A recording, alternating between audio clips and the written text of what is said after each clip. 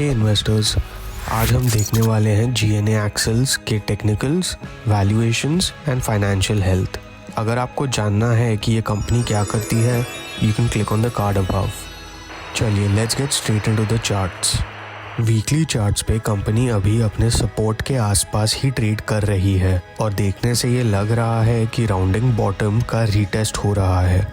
Daily charts पे trend reversal जब ये ब्लू लाइन ब्रेक करेगी तब होगा कंफर्म। कंपनी का पहला टारगेट मेरे हिसाब से 1128 का होना चाहिए और दूसरा टारगेट 1500 के आसपास होना चाहिए। ये टारगेट्स ब्लू स्काई जोन में कैसे आए, ये जानने के लिए चलिए चलते हैं मेरे DCF मॉडल की तरफ। अगर आपको जानना है कि डिस्काउंटेड कैश फ्लो क्या होता है, you can click on the card above. मेरे हिसाब से ये कंपनी अभी लाइफ साइकिल में यहाँ है एंड इसका फ्यूचर कुछ ऐसा दिखता है। कंपनी का रेवेन्यू ग्रोथ रेट में ग्रो होने का स्कोप है एंड सिंस ये रोबोटिक ऑटोमेशंस पे फोकस कर रहे हैं, इनके मार्जिन्स भी इम्प्रूव होंगे।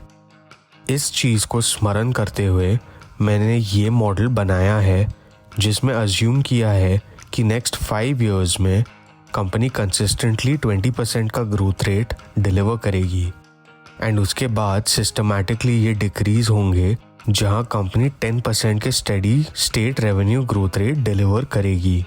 कंपनी के मार्जिन्स अभी अराउंड 15% है एंड इनको मैंने ओवर 10 इयर्स ग्रो किया है टू 20%, जो एक मैन्युफैक्चरिंग कंपनी के लिए काफ़ी अचीवेबल है। पिछले साल कंपनी ने ₹1 का इन्वेस्टमेंट किया तो उनको 1.8 रुपीज़ का सेल्स हुआ है। मैं ये एक्सपेक्ट कर रहा हूँ कि आगे जाके जैसे ये एक्सपैंड करेंगे ये डिक्रीज होगा। जीएनए का कॉस्ट ऑफ कैपिटल लो है और इसका रीज़न है कि इनके ग्लोबल प्रेजेंस की वजह से इनका रिस्क डाइवर्सिफाइड हो जाता है। बट जैसे ये और एक्सपैंड करेंगे एंड ग्लोबल इकोनॉमी की रिस्क बढ़ेगी, इसका कॉस्ट ऑफ कैपिटल भी बढ़ सकता है।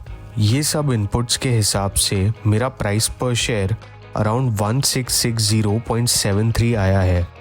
इस मॉडल में मैंने रेवेन्यू ग्रोथ रेट को 10 और 20% के बीच में सिमुलेट किया, taking different scenarios into consideration, और मेरे प्राइसेस आए बिटवीन 1135.38 एंड 1660.73। राउंड फिगर के हिसाब से 1500 भी अगर पकड़ लो तो ये करंट प्राइस का डबल है। तो करंट रिजल्ट्स के हिसाब से ये कंपनी अंडरवैल्यूड है।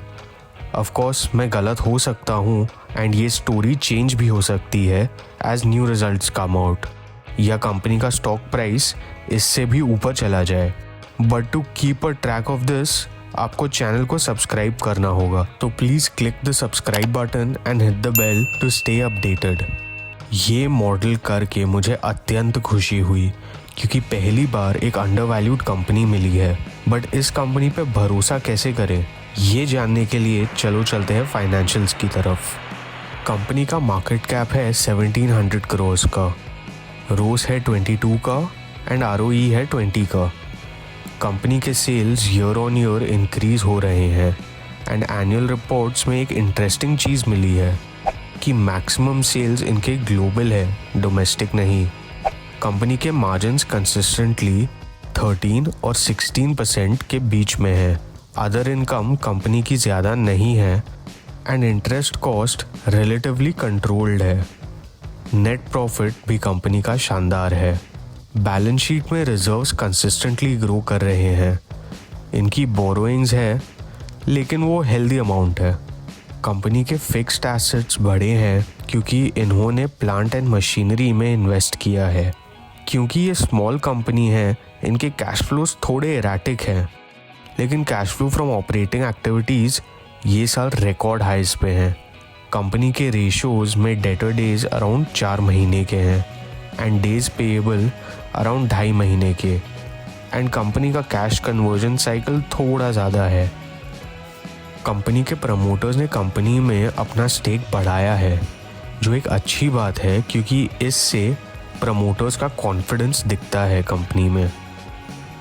FIIs ने अपना स्टेक काफ़ी बढ़ाया है एंड साथ में लगभग उतना ही स्टेक DIIs ने बढ़ाया है। और मार्केट में पब्लिक का परसेंटेज कम हुआ है। ये या तो बायबैक्स या बाकी के शेयर होल्डर्स ने ओपन मार्केट से लिए हैं। Here is a video I think you will like, and don't forget to like, share and subscribe to the channel.